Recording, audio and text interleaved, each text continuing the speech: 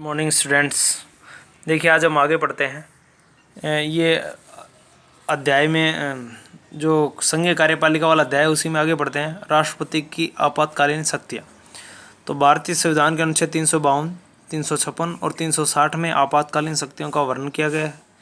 भारतीय संविधान के अनुच्छेद 312 के तहत राज्यों में राष्ट्रीय आपातकाल का वर्णन अनुच्छेद 352 में, राज्यों में राष्ट्रपति शासन का वर्णन अनुच्छेद 356 में और वित्तीय आपातकाल की स्थिति में अनुच्छेद 360 के तहत आपातकाल लागू किया जा सकता है। देखिए पहला है राष्ट्रीय आपात। तो भारतीय संविधान के अनुच्छेद 352 में व्यवस्था की गई है कि जब राष्ट्रपति को यह विश्वास हो जाए कि युद्ध या तो युद्ध होने वाला है या बाहरी आक्रमण होने वाला है या आंतरिक विद्रोह होने वाला है, तो ऐसी स्थिति में राष्ट्रपति भारत या भारत के किसी भी भाग में आपातकाल की घोषणा कर सकता है। दूसरा, राज्यों में संवैधानिक तंत्र विफल होने पर, तो भारतीय संविधान के अनुच्छेद 356 में प्रावधान किया गया है कि राष्ट्रपति किसी भी राज्य के राज्यपाल से मिली रिपोर्ट के आधार पर या उसको यह विश्वास हो जाए कि संविधान की उपबंधों के अनुसार राज्यों में शासन व्यवस्था नहीं चल रही है, तो उस राज्य में संवैधानिक संकट की घोषणा कर सकता है।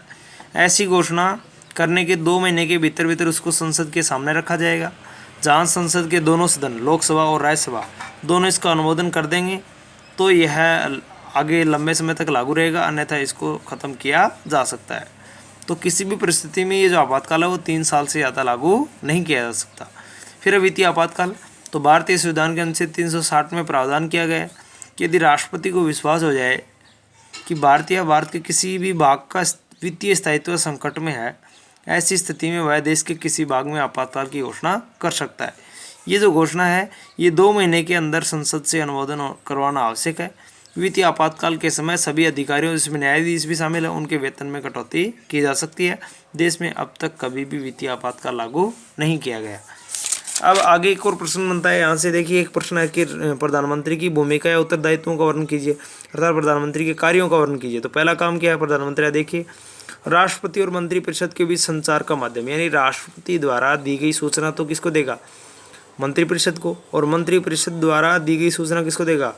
राष्ट्रपति को। अर्थात मंत्रिपरिषद में जो निर्णय लिए जाते हैं उनकी जानकारी किसको देगा? राष्ट्रपति को।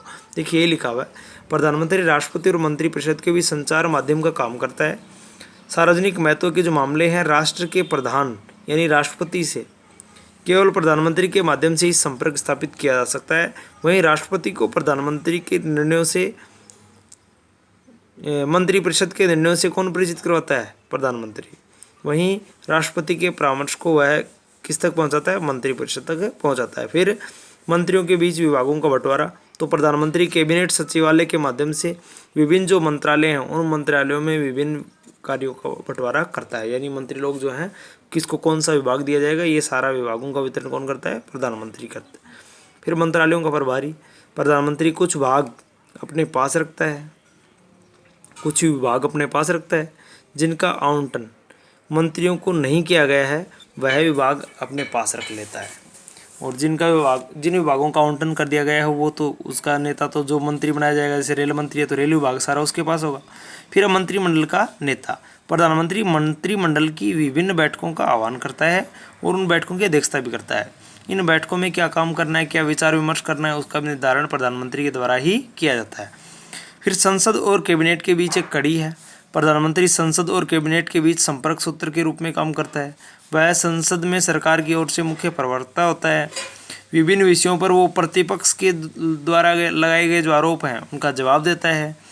उसके अलावा राष्ट्रपति जो लोकसभा को भंग कर सकता है उसको सलाह देने का कार्य भी कौन करता है? प्रधानमंत्री ही करता है। फिर लोकसभा का नेता, प्रधानमंत्री लोकसभा में बहुमत दल का नेता होता है, इसी कारण संसद का नेतृत्व करता है।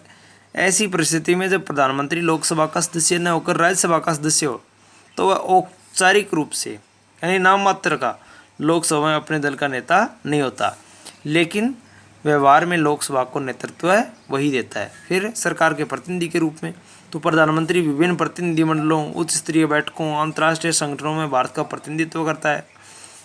प्रधानमंत्री राष्ट्रीय महत्व के विभिन्न अवसरों और मुद्दों पर दूरदर्शन और रेडियो पर हमारे देश को संबोधित करता है। इतना होमवर्क आपको कर लेना है, लेसन कंप्लीट।